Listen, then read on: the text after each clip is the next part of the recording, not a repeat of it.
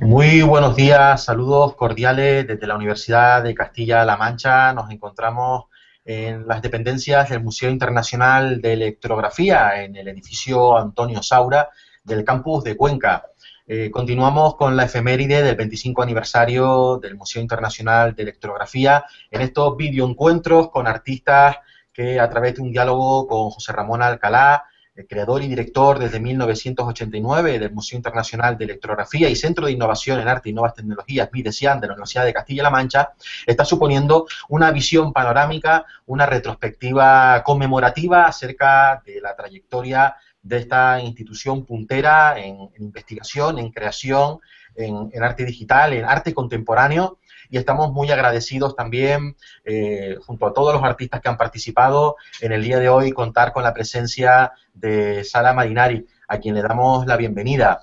Muchísimas gracias a los dos una vez más por estar en estos videoencuentros interactivos en abierto a través del canal de Making 2, a quien agradecemos una vez más su soporte tecnológico para llevar a los 4 puntos cardinales el testimonio, la voz de artistas que son significativos, necesarios, imprescindibles para comprender la estela histórica de estos 25 años del Museo Internacional de Electrografía. Muy buenos días a los dos.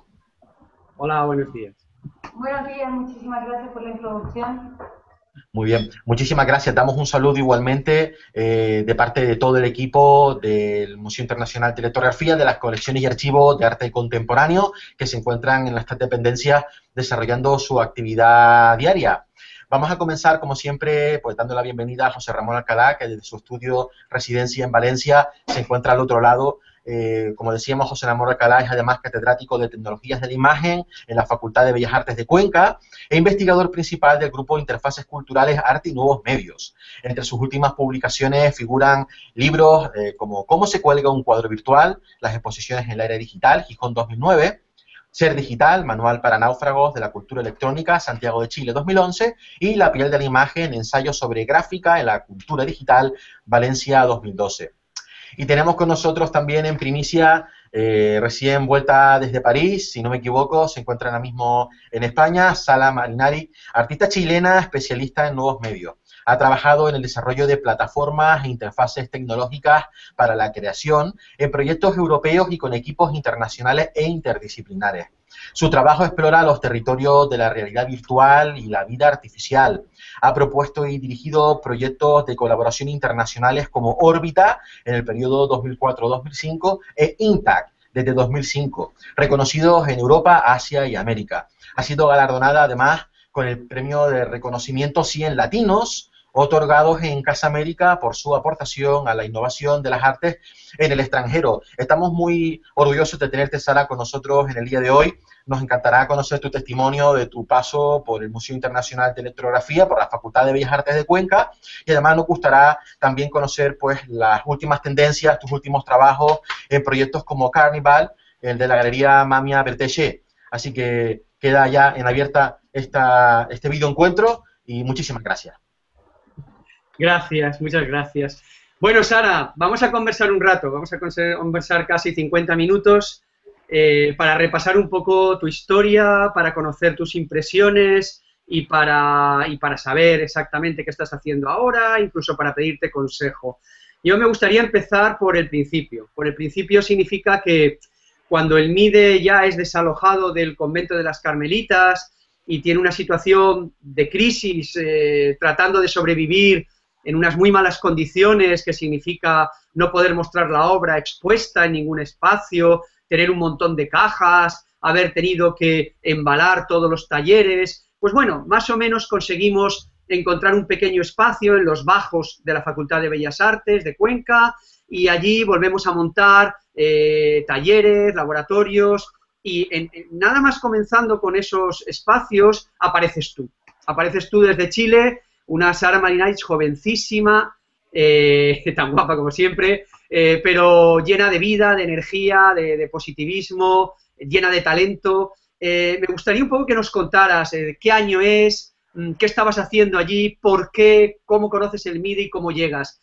No sé, cuéntanos un poco ese comienzo, ese flechazo, ¿no? Marinari MIDE.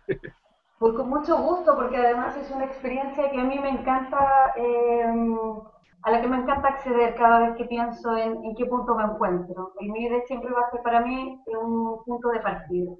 Entonces, con mucho placer os voy a contar cómo fue mi experiencia. Y antes también quiero decir que muchísimas gracias otra vez por la introducción. Me resulta enormemente emocionante ver a las nuevas generaciones y pensar que algún día yo estuve ahí también, con la misma ilusión, con el mismo compromiso y con la enorme seriedad que estáis llevando este ciclo que me parece importantísimo, ¿no? Creo que cada vez que tenemos oportunidad de revisarnos, tenemos que revisarnos en colectivo. Entonces agradezco la invitación, porque también me invita a revisarme yo una vez más. Pues bien, en realidad yo sí que alcancé fue en el año 2000 cuando yo alcancé justito a llegar cuando estaba en las Carmelitas.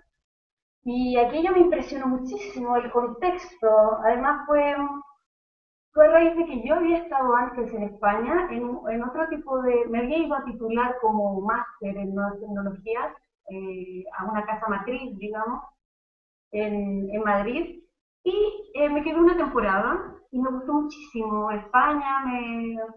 Yo venía de la formación de las bellas artes, pero había adquirido conocimiento a través del máster de nuevas herramientas. Y esto a mí me produjo una enorme inquietud sobre el futuro, ¿no? Sobre el futuro no solo mío, sino del lenguaje, del arte, de realmente dónde se encontraba la obra y todo ese tipo de cuestionamientos de un artista que acaba de estrenarse, ¿no? Recién salir a la universidad. Entonces, pensé que un buen camino para explorar era esto que acababa de aprender, ¿no? Nuevas herramientas, que además me permitieron incorporar todas esas inquietudes que yo tenía de antes. No solo era pintora, había sido actriz durante 8 años, había escrito poesía durante toda mi vida. Entonces la multimedia suponía una forma de poder reunir todas las expresiones que de mí brotaban por todos los lados. Entonces fue así que conocí en un bar, fue en un bar además, a un chico, Adrián Fernández, diseñador, que me dijo: ¿no conoces al MIDE? Es un sitio chulísimo, su director es súper enrollado, tienes que ir. Le digo: tío, me voy mañana de vuelta a Chile y no me da tiempo. Cuando volví a Chile, apenas tenía internet, entonces era muy lento, era móvil, y era como veía una foto, una página web que habían hecho, yo creo, Peridero, y todo parecía así muy interesante, pero había poca información. Con tal que me propuse enviar mi trabajo al MIDE con una enorme esperanza, y me resultó. Fue de esos primeros éxitos que tienes, ¿no? Hay alguien que le interesa lo que hace. Y así fue como aterricé en Cuenca, sin haber visto una foto siquiera del lugar, y de repente se abre un paisaje espectacular, totalmente inusual, y un museo hipermoderno para mí, en un lugar que me parecía del medievo, ¿no? Entonces esta simbiosis me pareció tremendamente inspiradora. Así fue como los primeros meses, que fueron muy breves, ¿no? Con mi vídeo muy corto, ¿no? Me llenaron de energía para continuar en el MIDE. En su momento yo creo que los primeros años que fueron como bajos, cuando se cambió creo que hubo un bajón ahí, no sé. La gente me contaba cómo era antes, como yo lo había podido degustar. Luego el cambio yo creo que nos afectó a todos en un principio, un poco la moral. Pero yo, claro, como digo, había conocido ese otro diseño espacial, y eso me había hecho saber que el MIDE tenía la fuerza para seguir en todas las circunstancias. Y eso así fue como yo llegué, digamos.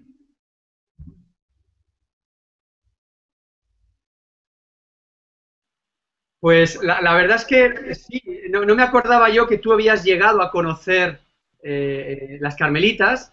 Me alegro mucho porque, bueno, tiene que haber gente que reconstruya y que ponga en evidencia que esto es una situación a recuperar. No creo que sea definitivo. Hemos tenido conversaciones recientes con los responsables políticos de la ciudad, de la Diputación, de la Consejería, y todo el mundo está muy interesado en que recuperemos, en que haya una posibilidad para que no solo el MIDE, sino esos otros centros y colecciones que estamos trabajando, hermanados desde la Facultad de Bellas Artes, podamos tener otra vez una sede, un lugar reconocido en la ciudad, en la parte interesante de Cuenca, del entorno, donde poder mostrar lo que se ha hecho, lo que estamos haciendo. Creo que todo eso, yo soy optimista.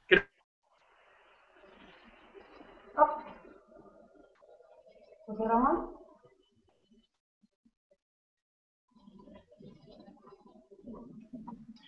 Bien, continuamos con la retransmisión a la espera de que este pequeño incidente de conexión con José Ramón Alcalá se vuelva a actualizar. Y yo quisiera preguntarle a Sara Marinari, en ese sentido, sobre su comienzo en el MIDE, que continuara contándonos esa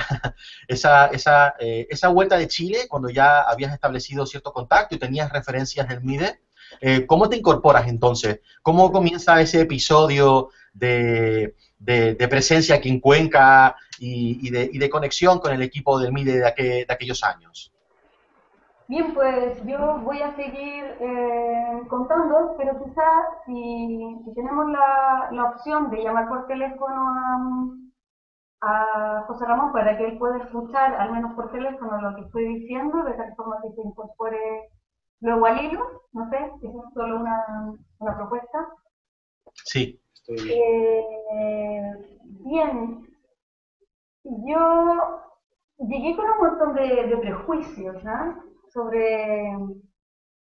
sobre la tecnología, como desconfiando, ¿no? Yo desconfiaba un poco de la tecnología.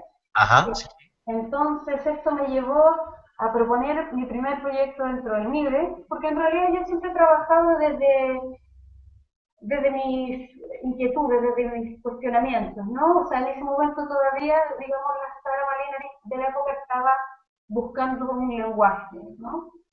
De hecho, con un proyecto de esas características fue como yo conseguí entrar en el MIDE, una obra que se llamaba Claro Oscuro, ¿ya? Y que hablaba un poco de la dialéctica entre lo analógico y lo digital.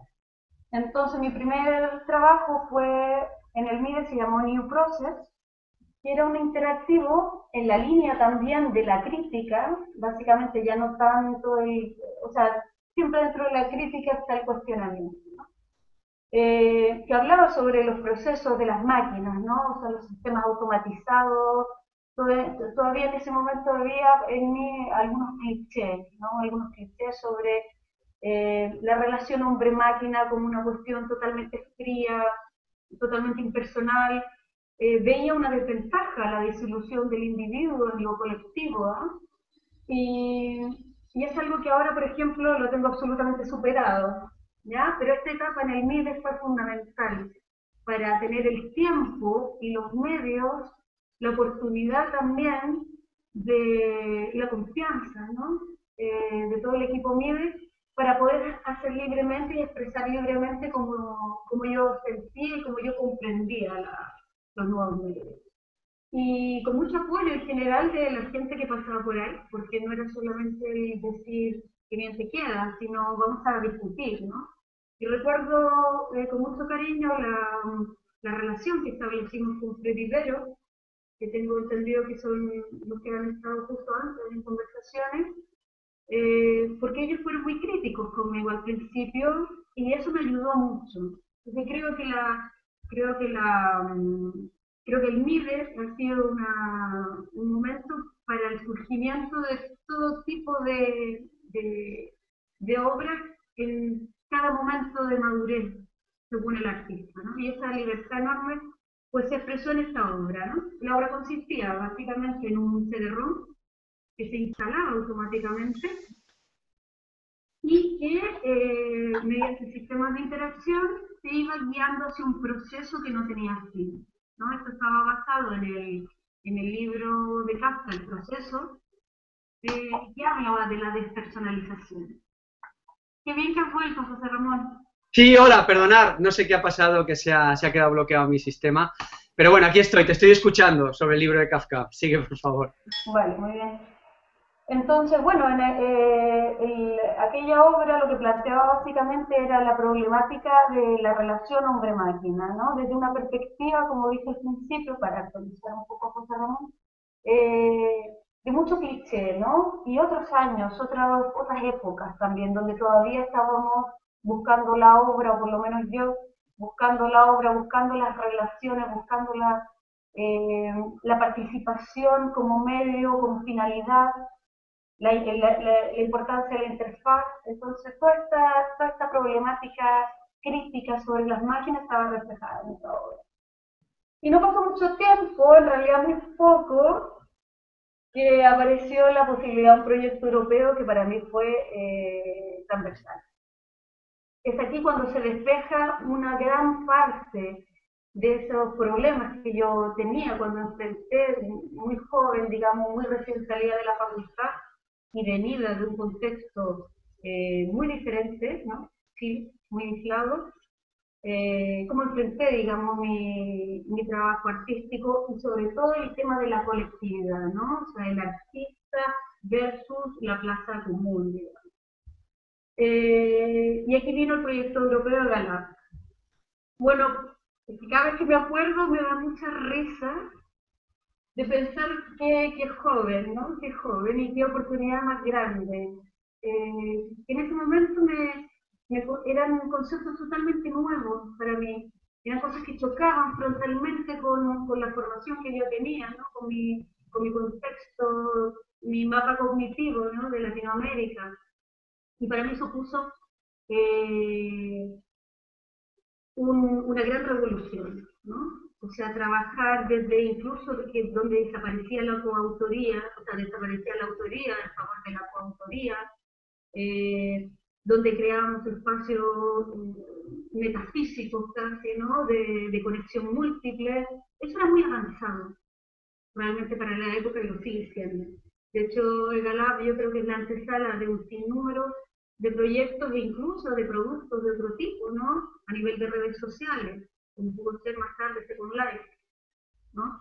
Entonces, bueno, yo estaba en 3D, yo trabajaba en realidad virtual, ahora lo he abandonado un poco, lo uso de manera más instrumental, y fue allí que tuve la ocasión de conocer otros centros de arte, y el MIDE significó, digamos, una puerta que abrió, ¿no? Que me abrió otras realidades añadidas a la propia del mundo MIDE. Sí, de hecho, Sara, déjame que siga poniendo ladrillos en este gran muro que estás describiendo, ¿no? Como tu vida creativa relacionada con la del MIDE. Yo me acuerdo que es cierto, es decir, cuando tú llegas con un proyecto de multimedia interactivo, ¿vale? En ese momento tú vas desarrollando eso y te vas conectando con otros investigadores que hay en el MIDE que van desarrollando otros procesos, otros sistemas, tocando otros software, otros programas, y entonces tú, ávida de conocer, como siempre, todo, es decir, te los vas aprendiendo, vas aplicándolos, y recuerdo que hiciste dos cosas muy importantes para nosotros. Por un lado, te pusiste a ayudar como colaboradora técnica del MIDE a algunos artistas que habían venido con otros proyectos, recuerdo perfectamente cómo fuiste asistente técnica y pudiste dar soluciones técnicas a unos artistas, a una artista en concreto de Palma de Mallorca que había venido a desarrollar un trabajo, y a la vez nos ayudaste a diseñar una virtualización de una exposición de los fondos MIDE para Arco, para una celebración de Arco, y todo eso era en 3D. Entonces me acuerdo que en ese mismo momento en el que tú estabas no solo haciendo tu trabajo como artista, sino ya colaborando como miembro del staff del MIDE y ayudando técnicamente a las personas que pasaban por aquí, dando sentido, es decir, dando de verdad tangibilidad a este planeta MIDE, a este sitio de buen rollo donde todo el mundo era bien aceptado y sigue siendo bien aceptado, y cuando venían se les ayudaba y se les dejaba todo y se les contaba lo que sabíamos y compartíamos know-how y conocimiento y transferíamos. Y en ese momento surge efectivamente el proyecto europeo EGALAB, que pertenece al programa Europa 2000, y que nos juntamos para ello dos grandes amigos, Pavel Smetana, que era el director del CIANT de Praga, y Louis Beck, que era el director del CIPRES de Marsella y de Aviñón. Louis Beck es un histórico, un pionero, un sabio del arte electrónico. Pavel Smetana fue uno de los primeros artistas residentes en el ZKM de Karlsruhe, y yo. Y los tres decidimos que este EGALAB, Electronic Galleries and Laboratories, requería no solamente un proyecto para ofrecer algo, sino un inmenso debate, un debate muy actual sobre las formas en las que la información, la experiencia del espacio real debería tener su espejo en el espacio virtual. Y acuérdate, Sara, cómo el equipo fantástico que el MIDE aporta a ese proyecto y a ese debate, viviendo varias semanas, casi un mes en Praga y otro tanto en Marsella y otro tanto en Cuenca. Éramos tres equipos nómadas que nos movíamos siempre discutiendo, debatiendo, porque recuerdo muy bien que habían dos modelos claramente diferenciados. El modelo de vamos a simular con una mímesis el espacio real y vamos a crear un 3D de manera que las galerías electrónicas y los espacios para mostrar el arte electrónico virtuales sean una representación mimetizada, tridimensionalizada en digital en Internet. Y el otro modelo, que era un modelo que propugnábamos nosotros, que era un modelo más conceptual, en el que la interfaz tenía que ser algo más sintético, más minimalista, más ligado al concepto de hypermedia o hypertext, con el link como función de las lexias a las cuales recorremos trayectos, y que una obra es simplemente un código de programación, una línea que aparece en la pantalla. ¿Te acuerdas ese maravilloso debate que tuvimos? Y en ese debate tú tuviste una presencia muy activa, tanto produciendo modelos como pensando y debatiendo con el equipo de Pavel y con el equipo de Louis Beck. Y creo que ahí, tú ahora das tu versión, que me interesa mucho, tu visión sobre esos días y ese debate, pero creo recordar, y esto me parece muy importante para seguir nuestra conversación, cómo el equipo de Praga, del CIAN, nos enseña, nos muestra por primera vez un sistema de motion capture, en la que actores virtuales en tiempo real son sintetizados en la pantalla y se pueden modificar, todo eso en tiempo real, como en un gran teatro. Tú tomaste muy buena nota, aprendiste mucho, y quiero recordar que luego dejaste el MIDE para irte a Praga a seguir investigando, y que eso es parte del origen técnico de tu nuevo proyecto. No sé, ¿qué te parece? ¿Cómo ves esos momentos históricos? Yo creo, sí, o sea, efectivamente yo creo que EGALAB puso sobre la mesa, ¿no? Un cambio en el paradigma en general, ¿no? Fue un cambio paradigmático porque hablaba de muchas cosas que con los años he venido recuperando o que he ido reencontrando en EGALAB, y que creo que en ese momento no fuimos capaces de detectar. Pienso que, bueno, el motion capture fue uno de los elementos que lo importante que tenía era que tenía la capacidad de transportar a un individuo para transformarlo en un sujeto tecnológico. Es decir, la idea de presencia, la idea de no lugar, la idea de tránsito telemático. Efectivamente, eso fue, digamos, uno de los conceptos que subyacían al medio, digamos, que fue el motion capture. Pero EGALAB tenía muchas más cosas, ¿no?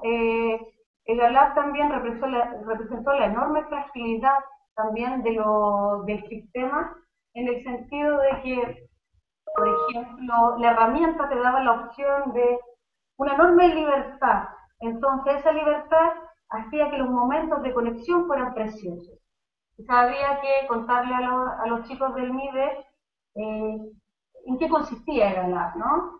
EGALAB, a grosso modo, es una plataforma sobre Internet, ¿vale? Un espacio virtual muy similar podríamos decir, a Second Life, pero completamente negro, vacío, y con una paleta de herramientas. Entonces tú podías, no importaba de dónde tú estuvieras, si te conectabas a ese servidor, entrabas en este metaespacio y podías ir construyendo en 3 dimensiones en este espacio de manera colaborativa.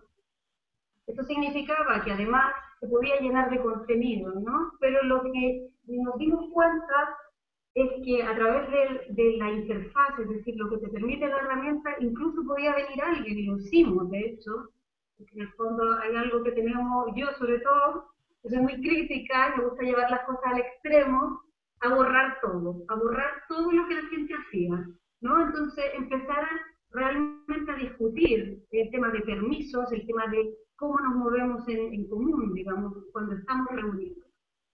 Cómo desaparece el individuo para generar una idea o una construcción colectiva. Y eso supone dejar atrás un montón de paradigmas que han venido trazando las líneas de la historia del arte, ¿no? Casi hasta el punto de preguntarnos si estamos haciendo arte o no, pero eso es otra discusión. Entonces es verdad que EGALAB, por medio de los dispositivos electrónicos, dispositivos tremendamente sofisticados, ¿no? Iban incorporando en su propia configuración nuevas reflexiones. El medio iba trazando el mensaje, ¿no? Como... Sí, realmente nos hizo crecer mucho a todos. Realmente, como dices tú muy bien, hubo un cambio de paradigma y nos tropezamos de repente con un espacio que te llamas metaespacio y que es verdad, es decir, el espacio de los espacios, es decir, un lugar común donde espacios individuales, independientes y autónomos, alejados en el espacio-tiempo, convergen y ocurren cosas. Y además surge la idea del avatar, surge la idea de la escenografía, o del escenario, del espacio a poder habitar en Internet o en cualquier espacio electrónico, y eso cambió muchas mentalidades y nos hizo dirigirnos hacia otros lugares. Pero sobre todo, una de las personas que más rendimiento sacó, y ya no hablo solo del equipo MIDE, hablo de los 3 equipos, MIDE, CIANT y Ciprés, fuiste tú y fuiste tú con tu gente. Es decir, no me quiero olvidar de Manuel, que luego supongo que mencionarás, pero evidentemente vosotros descubristeis ahí un espacio muy útil, muy interesante, muy versátil para crear en condiciones contemporáneas. Y de ahí surge ya tus proyectos. Y me gustaría pasar ahora ahí. Es decir, tú dejas una herencia en el MIDE que nosotros retomamos, que nosotros recogemos, que nosotros explotamos dentro de la galaxia MIDE, pero luego tú vuelas, sales, inicias tu propio proyecto. Siempre, por supuesto, seguidos muy fielmente por nosotros, siempre aprendiendo, siempre conectados, siempre informados puntualmente, pero ya Sara Malinaric y Manuel Terán forman un equipo, forman un grupo que ya navega sola, que viaja mucho, que siempre está en el extranjero de aquí para allá, pero que siempre deja una presencia telemática, ¿no? O telepresencial. Y eso es lo que me gustaría que pasáramos a la siguiente parte de la conversación, y es que nos cuentes esos proyectos, es decir, que nos cuentes esa trayectoria post-MIDE, ¿no? Que me parece tan interesante. Bueno, pues me gustaría hacer 2 incisos antes de pasar a esto. Y la primera, yo creo que para seguir en mi línea crítica, yo creo que el error de EGALAB fue el pretender una cosa que no llegó a ser, que era un laboratorio de creación. Útil, digamos, porque todo lo que hacíamos era muy feo, era como...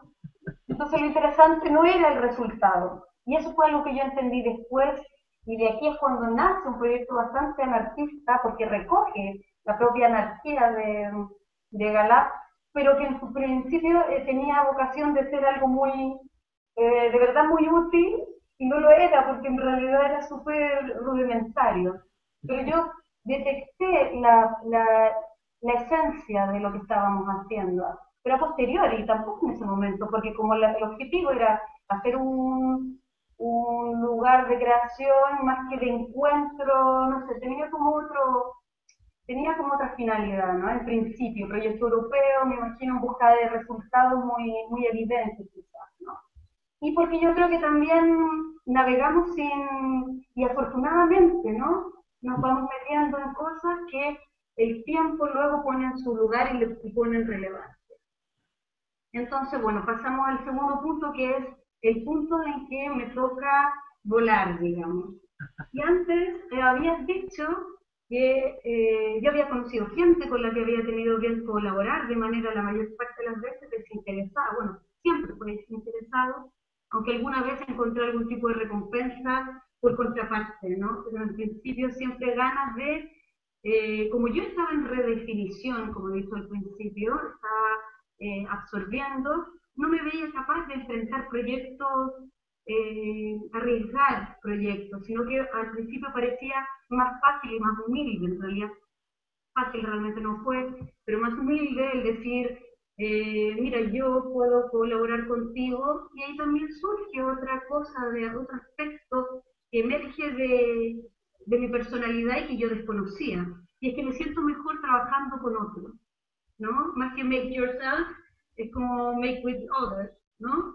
Entonces, toda esta experiencia hizo que, después de haber trabajado con gente y darme cuenta que el mundo de las ideas nos pertenecía a todos, y que si creíamos suficientemente, con bastante intensidad en algo, podíamos llegar a ser independientes también, independientes de la institución, independientes de otros que parece que saben más que tú, ¿no? Y ese paso fue muy importante, yo creo. Yo creo que ahí se libera, digamos, eh, se libera todo en mí, digamos, ya no tenía que responder a nadie, entonces ese sentimiento de soledad también fue de una enorme libertad. Y ahí, bueno, empecé un trayecto de obra personal, más relativa a precisamente este sentimiento de, ¿y ahora qué voy a hacer? Porque fueron 4 años, o sea, hay bastante apego, ¿no? Eh, y de repente me doy cuenta que precisamente eso me pasaba. Que al encontrarme sola, no era como yo quería trabajar. A mí me gustaba el modelo más que yo había aprendido en el MIDE, ¿no? A todos con todos vamos a colaborar, pero de una manera muchísimo más abierta. Muchísimo más abierta. Y aquí es cuando se me ocurre que una manera de hacerlo con otros era trabajar en coautoría. Es decir, disolver ya el tema del artista en solitario romántico y empezar a trabajar como colectivos de artistas. Y esto significaba abrir un sinnúmero de puertas y ventanas a través de la red y crear redes de colaboración. Porque yo me daba cuenta que mi ideario no se podía cumplir sola, porque yo tenía una idea de la red ya muy diferente, ¿no? Y de la importancia de la red, y de la importancia de la cohesión entre personas, y la potencia enorme que tiene trabajar con otros, ¿no? Porque en la vida no se puede ser uno todo, digamos. Y para eso había que ofrecer igualdad. También creo que ahí es la idea política, que es muy potente dentro del proyecto Impact, que es la plaza común, la idea de construir en colectivo, ¿no? Entonces mi primer proyecto, mi primera aventura fue Orbita, que se llamó Festival de Acciones Telecompartidas vía Cámara Web. Y pues ni siquiera habíamos pensado muy bien en qué se transformaría, ¿no? Y han pasado 10 años y ahora es un proyecto grande, bastante nutrido. Y todo lo que pasó en el NIDE, digamos, todo lo que le pude agradecer y todas las cosas que hacían falta, me di cuenta que me habían dado las herramientas para hacer eso. INTACT concretamente es un proyecto de telepresencia que significa crear todo tipo de dispositivos para la comunicación a distancia, pero no solamente como último fin el poder comunicarnos entre personas para poder crear un discurso colectivo, sino también el repensar a través de los dispositivos las diferentes maneras de llegar a la presidencia. Que un poco tiene que ver con esto del avatar, ¿no? Sin más. Entonces, telepresencia ya es una palabra que en sí lleva una contradicción, ¿no? O sea, lo tele está lejos, lo presente está aquí, ¿no? Y la telepresencia sabe que no puede competir con la presencia, ¿no? Por eso es una presencia que se niega. El proyecto de telepresencia Intact, pues lo que hace es contar con una red, abrir el proyecto, sobre todo un proyecto abierto, es decir, el que quiera puede entrar en el proyecto y desde ya os digo que le puede interesar, bienvenido, ¿no? Esta misma apertura que tiene el MIDE con los artistas, pues también le ha recogido, es un espíritu que hay que conservar. El que quiera, el que cree que se identifique con estas ideas o que pueda aportar nuevas ideas para liberar aún más el proyecto, pues es bienvenido y va a poner en común su trabajo, ¿no? Que tampoco se le pide a la gente que se transforme en otra cosa, sino que si tú cantas, tú bailas, tú quieres llegar a ser telepresente aquí en la manifestación que a ti te parezca que te expresa o que te interpreta mejor, como si te quieres llegar transformado en una lámpara, ¿no? En una luz que sencillamente indica que se está vivo porque palpita junto con los latidos del corazón, pues eso construye, ¿no? Eso construye nuevas escenografías, expande el sujeto, pero también distribuye la presencia. Y nuestro último proyecto justamente va de esto que estamos llevándolo al límite, ¿no? Que es trabajar ya no solamente con una red de artistas muy concretos, sino directamente abrir el proyecto a una idea global, ¿vale? Entonces, si tenéis alguna duda, pues me decís, y si no, lo último... No, yo quería comentarte, Sara, este proyecto tuyo, Intact, ¿vale? Telepresencia, para mí tiene, o siempre ha tenido, desde sus orígenes, dos grandes fortalezas. Es decir, para mí es importante y es influyente en el panorama internacional, sobre todo del media art, por dos grandes conceptos. Es decir, el primero, ser una de las experiencias pioneras en cómo habitar el espacio electrónico de la comunicación.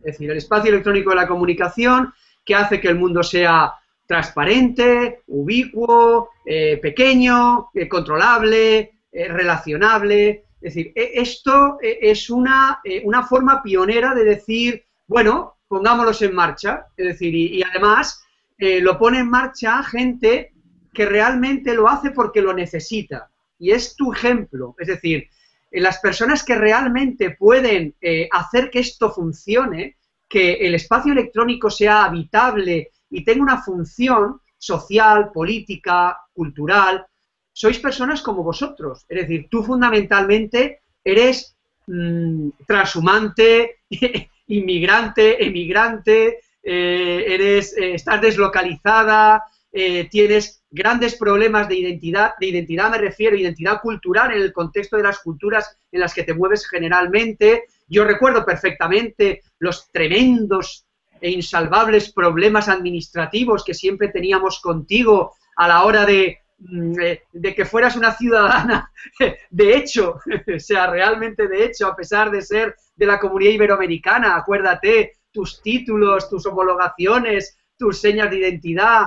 Todo esto era siempre un inmenso problema para la institución que te acogía, que era MIDE UCLM, ¿no? La Universidad de Castilla-La Mancha. Yo creo que personas que habéis vivido esto en vuestras carnes, que lo habréis sufrido, sois las personas que realmente estabais en condiciones de poner esto en funcionamiento, de darle forma, de generar una escenografía, un espacio, etcétera. Ese para mí es el primer gran aportación de tu proyecto, ¿vale? De la que hemos aprendido muchísimo. Y en segundo lugar, la segunda gran aportación, que me parece todavía más importante, pero que tiene que surgir después, a posteriori de esta primera, es dotarla de contenido. Es decir, dotarla de contenidos, pero no de contenidos teóricos. Es decir, no se trata de formular en la teoría, desde la filosofía, la estética, el arte, una propuesta, sino desde la experiencia íntima. Es decir, no basta con que, qué bien, habitamos el espacio electrónico, sino que me sea útil, que me sirva para crecer, para desarrollarme, para intercambiar experiencias, opiniones, para ser una persona. Y esto es la segunda parte, la parte que vosotros, en vuestro proyecto Intact, nunca habéis abandonado, siempre ha estado presente. Y yo creo que ese es el modelo más complejo y del que menos ejemplos tenemos. Es decir, no basta con que hayan un montón de centros de investigación, de universidades, de talleres, de artistas, poniendo los ladrillos. No basta con eso. El ladrillo no sirve de nada y la casa no sirve de nada si dentro no hay una experiencia, ¿no? Y esa experiencia no genera sentimientos, compartir fluidos, soltar lágrimas, chillar, gritar, quejarse o enamorarse, ¿no? Y eso es lo que yo he ido viendo en INTAC y es lo que me parece más importante todavía. Si hay alguien a los que se les puede preguntar, si hay alguien a quien hay que colocar en la historia del arte porque la llena de contenidos, es a Sara Marinaric, a INTAC, a esa telepresencia, a ese proyecto. Y en ese sentido, no sé si me gustaría que ahondaras más, me gustaría que nos contaras un poco más la experiencia diaria, esos hitos que realmente justificarían que mis palabras no son un halago hueco, sino que son realidad. Bueno, muchas gracias, de verdad. Yo creo que es súper importante cuando quieres despojarte de esas cosas que realmente son un problema, como el tema de tu nacionalidad, el tema de sexo, el tema de todas estas cuestiones que al final no hacen más que limitarnos, es importante entregarse por completo. Y eso significa que, por ejemplo, yo como directora de INTAC, mi principal propósito es enlazar, dejándole a los otros demás que sean y que sean aceptados de donde vengan, lo que piensen, su religión, o sea, de verdad abrirse por completo, porque lo que sostiene la red es el enorme deseo por el otro. Entonces no podemos construir una red desde los egos, desde yo soy la directora y sin mí INTAC no funciona. De hecho, yo dejé de participar directamente en la creación, o sea, en la performance, aunque al principio tenía que hacerlo porque era como yo y alguien más, y si no, no se producía, digamos. Ahora tenemos una red de coautores tan enorme que puedo dirigir un poco la orquesta desde atrás, que además es algo que me reconforta mucho. O sea, ese exceso de protagonismo a veces como directora no me gusta, no, realmente no estoy cómoda ahí.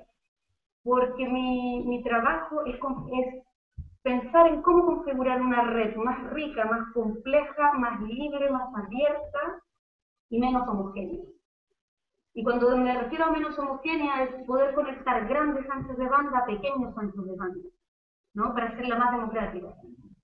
Entonces, crear esta plaza común y dotarla de contenido, eso es parte de los sueños de todos, ¿no? Es parte del imaginario de gente que se reúne a discutir de cómo nos imaginamos que podemos estar representados en este espacio, pero no en este, sino en todas partes, ¿no? Es un deseo enorme de tocarnos a la distancia, porque eso es una forma de resistir a los modelos de comunicación imperantes que te dan una interfaz extraordinariamente limitada para decirte constantemente que estás lejos, que no te puedes organizar, ¿no?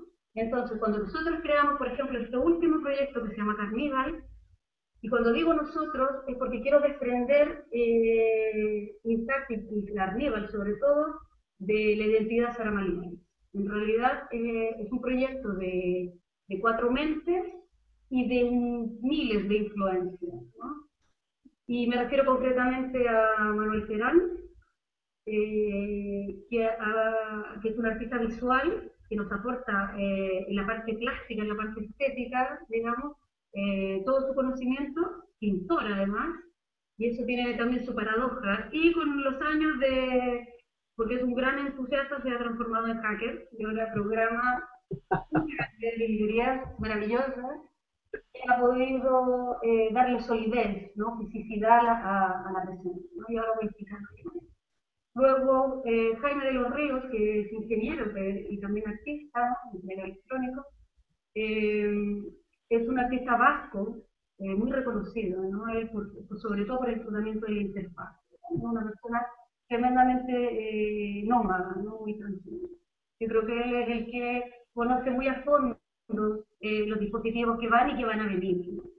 Y luego tenemos una contribución muy importante, que es la de Jorge Ruiz Abánaves, doctor en filosofía, y él aporta la base conceptual o que es capaz de leer la propia trayectoria de Isaac desde un punto de vista filosófico, ¿no? Y una de las grandes aportaciones suyas a este proyecto Carníbal es el que nos haya presentado al poeta e inventor José Valdelomar. José Valdelomar, que ha sido realmente uno de los cineastas y poetas e inventores que ha previsto Internet antes de que esto ocurriera, ¿no? La idea de el cine como un espacio de interacción, ¿no? De abrir, ¿no? De salir, de desbordar. Entonces, todas estas ideas de desbordamiento de la pantalla, de desbordamiento del sujeto, de desbordamiento de las propias redes, creó esta idea de carnaval. Carnaval viene de carnaval, carnaval significa dejar la carne, carne levare, pero está muy relacionado con la cuaresma, ¿no? Pero yo me he aprovechado de este juego semántico y lo he puesto así. ¿Por qué carnaval? Claudia Giannetti tiene un texto muy interesante de Transmedia que habla sobre esto, ¿no? En el carnaval todos llevamos una máscara, vamos a decir, un usuario, un avatar, ¿no? En ese momento se produce una horizontalidad, donde da igual si eres rico o pobre, estás metido en la fiesta, ¿no? Y tú eres parte de la fiesta y espectador de la fiesta, ¿no? Y esto se enlaza muy bien con la idea de hostia, ¿no? Porque carnaval está introducido dentro de un concepto mucho más general que se llama hospes y que ha venido desarrollando de manera muy atrevida, vamos a decir, la idea de dialéctica, ¿no? La idea de contraposiciones, así como telepresencia es un concepto contradictorio, el hospes también alberga una idea de contradicción en sí, pero en realidad para mí es muy complejo, muy cuántico, ¿no? Porque hospes significa el que alberga y el que es albergado. Entonces, de hospes viene huésped, viene hospital y también viene hostil, ¿no? También viene hostil. Entonces, cuando un sujeto parasita, la célula en biología es el huésped, pero cuando yo voy a un hotel, el huésped soy yo, ¿no? Entonces, trabajar la reversibilidad dentro de la red también es muy interesante para nosotros. Entonces, bueno, todo este equipo, digamos, con sus experiencias, cada uno en sus campos, hemos llegado a proponernos muy seriamente la idea de interacción global. Entonces, para esto hemos creado, bueno, la interacción global también es muy importante para la libre expresión. O sea, ¿por qué queremos dejar la puerta abierta para todo el que se quiera manifestar? Es porque estamos pidiendo desde toda la problemática que tenemos, ya no solo en España, sino a nivel de crisis de valores, queremos abrir un canal para el libre tránsito climático. Y así fue como introducimos en dos instituciones muy importantes, dos instalaciones que están conectadas entre sí. Por una parte en Media La Prado y por otra parte en Francia, en Poitiers, Lyon. Entonces, a partir de una residencia que hicimos en enero, creamos una instalación con una serie de dispositivos electrónicos, digamos, robotizados, y se conecta a otra instalación un poco más pequeña que está por desarrollar todavía, aún más en Media La Prado. Entonces, los actos ya inciden de las interacciones que se producen enfrente de la instalación en Poitiers, como puede ser que yo llego allí y tengo un sistema de videoconferencia para entrar en conexión con la otra instalación, y mi voz va a producir, por supuesto, un sonido, esto es capturado por el micrófono y lo traslada al otro espacio, seguro, pero que también hace que el sistema interprete la voz en el lugar como una variación en la luz. Entonces eso inmediatamente nos está hablando de transcodificación. Pero no solamente eso, sino que ocurren una serie de movimientos y fenómenos dentro del sistema y de la máquina que realiza su performance a partir de una reacción entre una presencia dada en el espacio. Y hasta ese nivel, pues tenemos una instalación telecompartida donde la performance realmente ocurre por el por la interacción entre usuarios de la formación. Y entonces, todavía más, y creamos un módulo muy interesante que se llama el módulo Twitter o la famosa Rachel Runner. Entonces, se trata de hacer un programa informático que es capaz de registrar, o sea, de escanear toda la nube en busca de una palabra que nosotros hemos determinado que sea teleprompter. Entonces, cada vez que alguien escribe, como si fuese un conjuro, ¿no? Un conjuro tecnológico. Entonces, cada vez que alguien voluntaria o involuntariamente quiere interactuar con la máquina, debe escribir, y podéis hacer la prueba vosotros ahí mismo, en Twitter, el hashtag telepresent. Y en ese momento ocurre algo extraordinario. El sujeto que envía ese hashtag es encontrado por el sistema Carnival, entra al sistema y es distribuido en los dos espacios simultáneamente, porque las dos instalaciones empiezan a expresar con movimientos robóticos, abanicos que se abren y se cierran, luces que se encienden y se apagan, balanzas que se desnivelan. Está manifestando la presencia de ese usuario que acaba de entrar al sistema, ¿no? La palabra lo ha introducido al sistema, el sistema le ha distribuido, ¿no? Ahí empieza la ubicuidad, empieza el tránsito de la persona por el espacio.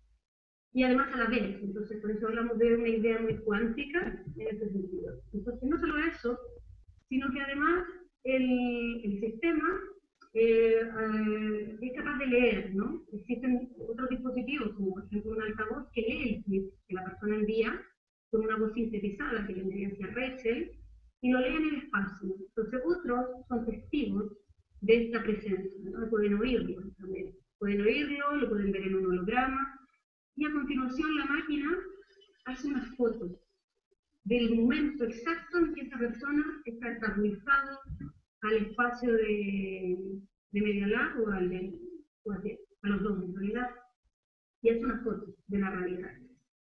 Y se la envía como contestación, como testimonio de has entrado y esto es lo que has producido, esto es lo que hemos producido juntos, en tu autoría, finalmente.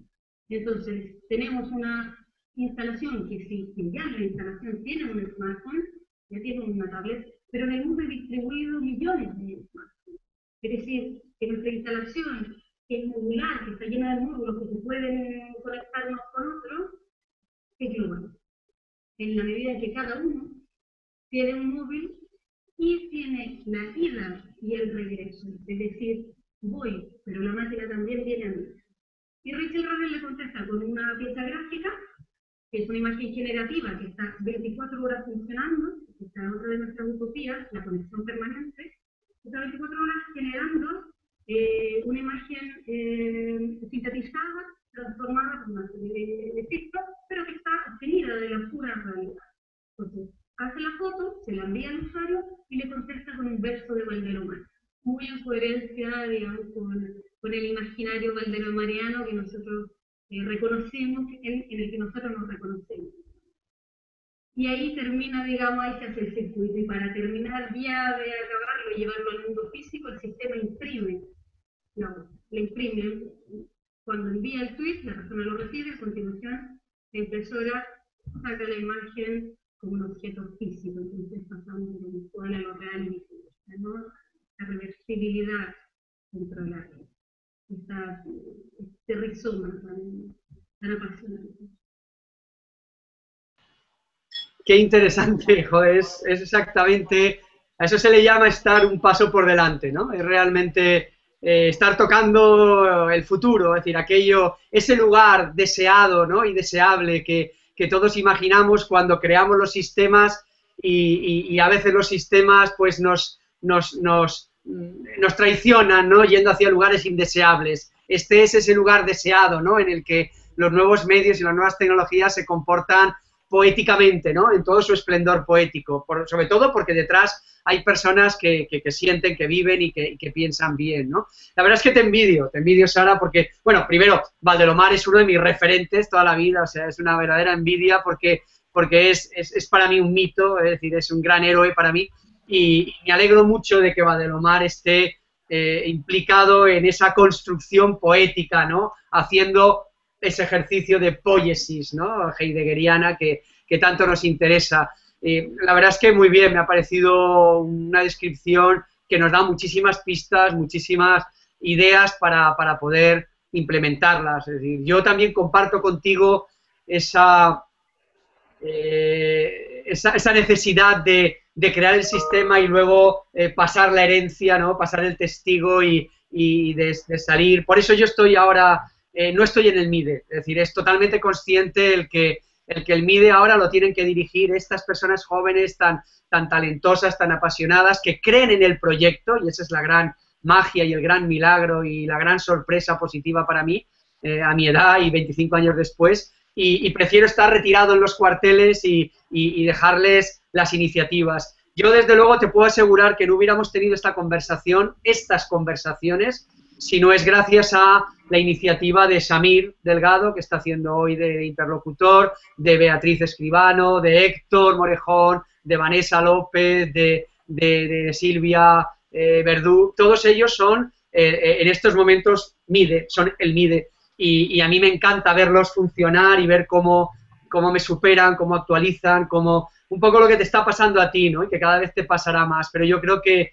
es nuestra responsabilidad el ceder el testigo y ver cómo esto realmente, si merece la pena, va a seguir creciendo, desarrollándose, produciendo poéticas, asaltando los sistemas, las tecnologías, canibalizándolas y llevándolas a territorios de fertilidad poética, ¿no? Que es lo que todos buscamos. Entonces, pues la verdad es que ha sido una gran enseñanza escucharte, desde luego una lección magistral de vida y de orientación, y por eso me gustaría que termináramos la conversación ya pidiéndote, si te apetece, que nos dieras algún consejo, que nos orientaras, que nos dijeras un poco desde tu perspectiva, desde tu inteligencia, de tu experiencia, no lo sé, danos algún consejo al MIDE, ¿no? Para que siga teniendo sentido y utilidad a estos chicos que están escuchándote, a todo este equipo.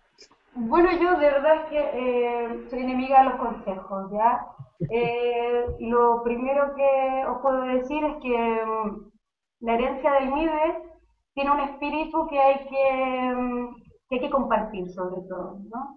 Es interesante cuando una idea trasciende a las personas, ¿no? Que el hecho de que tú hayas llegado con tantísima creencia, con tanta fuerza el MIDE, yo creo que eso es suficiente para impulsar a otros a darse cuenta de que las ideas pueden persistir en el tiempo, ¿no? Y tomen la forma que tomen.